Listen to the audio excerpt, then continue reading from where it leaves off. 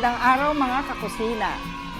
Marami sa ating mga kasama na nag-request sa atin na gawin natin ang isang Kapampangan recipe na tinatawag nating sisig. Ang sisig na ito ay na-discover noong 17th century pa. Ang mga tao nung panahon na yon ay kumakain ng papaya pag umaga. Ang kasambahay ng isang prire, hindi nakakuha agad ng day before. So, nung umagang yon, nakumuha siya mabilis at nahulog yung isang green, yung hindi hinog.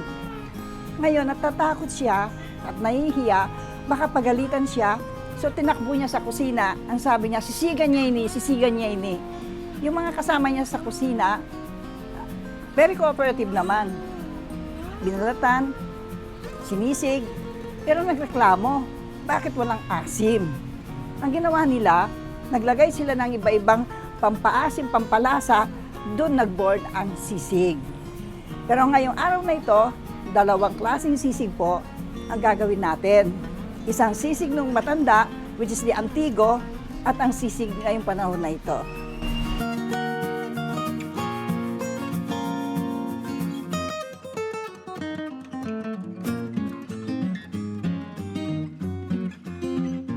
Ang mga ingredients po natin ay ang pisngi ng baboy.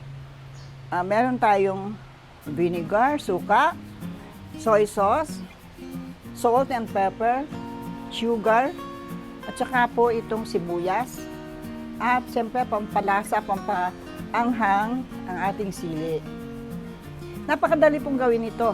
Pakulo natin siya muna. After that, saka natin siya ipaproseso. Ilalaga po na natin ang ating baboy, no? Kumukulo na yung tubig. Ilalagay ko na.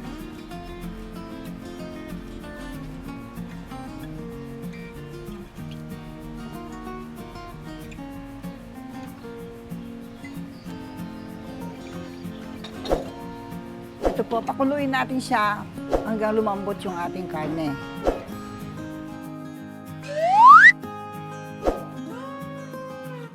Ito na po ang pinakulo nating pisngi ng baboy. Iwahiwain ko na siya.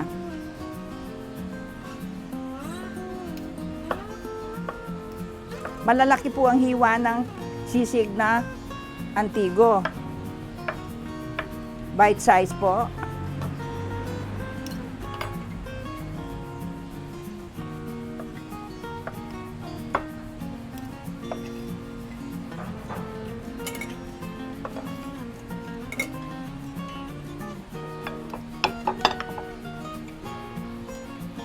Kung gusto niyo mas masarap ang sisig ninyong antigo, mas malambot ang karne.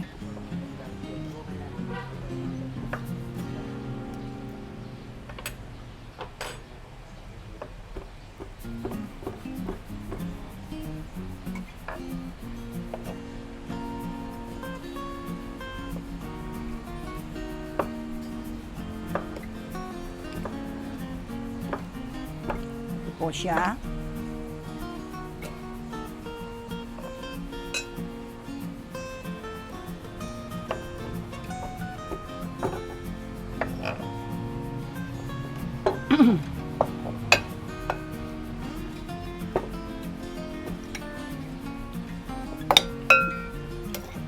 Maglalagay na po tayo ng ating sibuyas, no?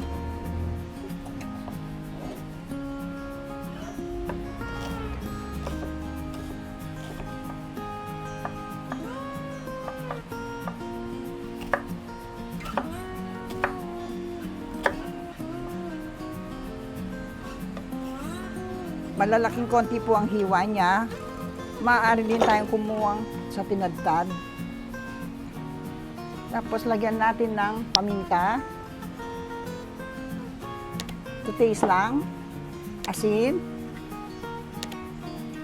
Soy sauce.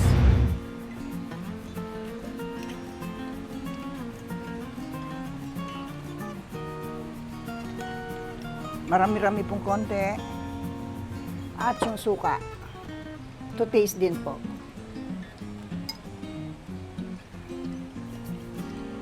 Maaari kayong gumamit ng dalawang klaseng suka. Yung sukang puti at saka yung sukang pula, yung Ilocos. Mas masarap din po yun. Parang gumawa ka lang sisig at baboy, pero wala lang siyang tokwa. Tokwa at baboy pala, sorry. Pero wala lang siyang tokwa. Konting sugar to taste. Kung gusto nyo, maglagay tayo para alam niyo yung measurement. 1 tablespoon po. Bawasan ko, nakalagay na ako ng konti kanina.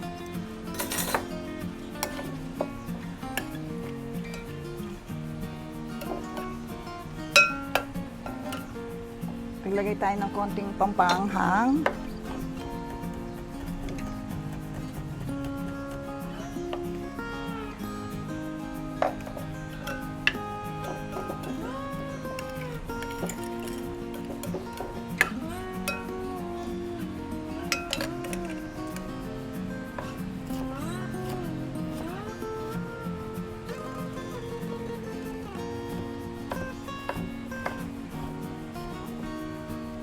Ito po siya.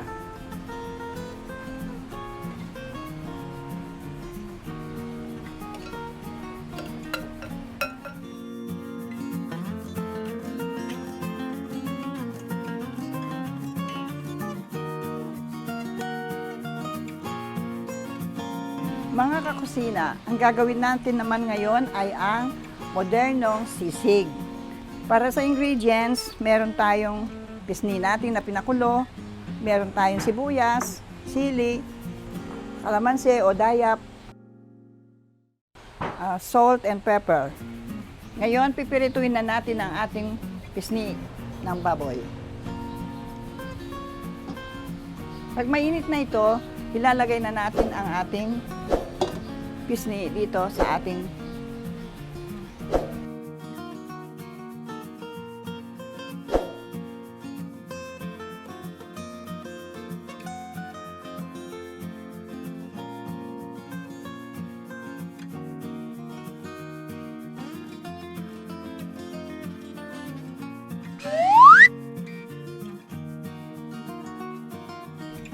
ito po yung ating pinipirito. Okay na siya.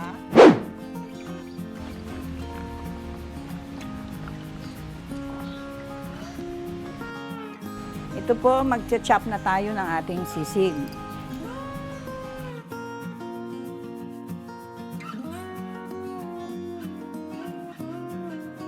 Ang iba, iniinihaw po nila. Sa atin naman, pinipirito.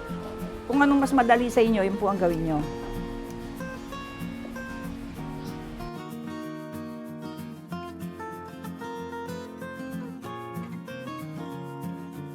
Dahan-dahan lang po kayo pag-chop nyo, baka ma-chop nyo ang kamay nyo.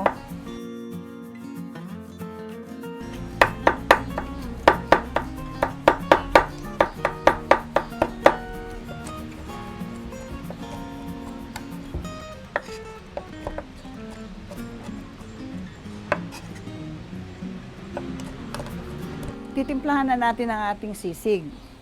Maglalagay tayo ng pampaasim.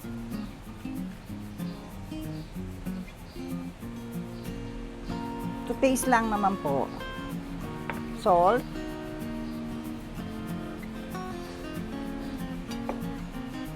Itong ating sibuyas. Chop onion.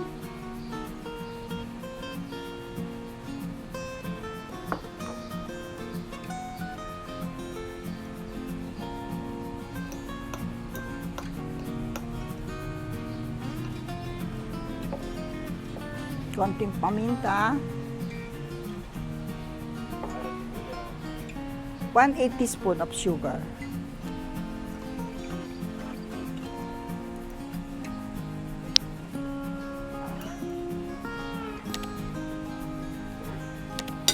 Maaari din tayong maglagay ng konting few drops of soy sauce para hindi siya maputla. Optional naman po yun. Masarap ito sa pulutan. Parang appetizer at pang-araw-araw nating pang-ulam. Ito po, ganito lang. Tapos na siya. Lagyan natin ng sili. No? To taste din po ito kung ilan ang gusto natin.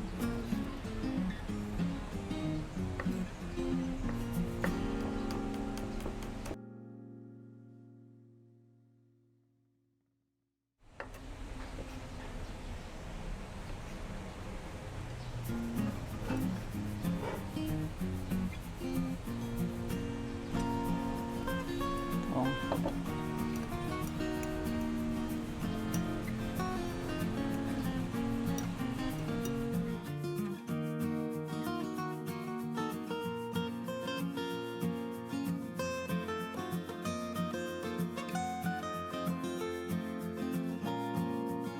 Ito po mga kakusina, tapos na ang ating sisig. Dalawang klaseng sisig.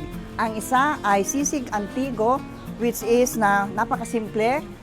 Pakulo, yung nakita naman ninyo, pinakulo natin, tapos pinutol, sinangkapan. Ito namang isa, medyo may kapagalan ng konti ang paggagawa. Tinatad-tad naman po, parang pinuputol-putol ng maliit-liit, no? Mga kakusina, pumili na lang po kayo kung alin ang gusto ninyo sa dalawa. But if you'll ask me, ang sasabihin ko, paborito ko po itong dalawang ito, prepared from my kitchen to your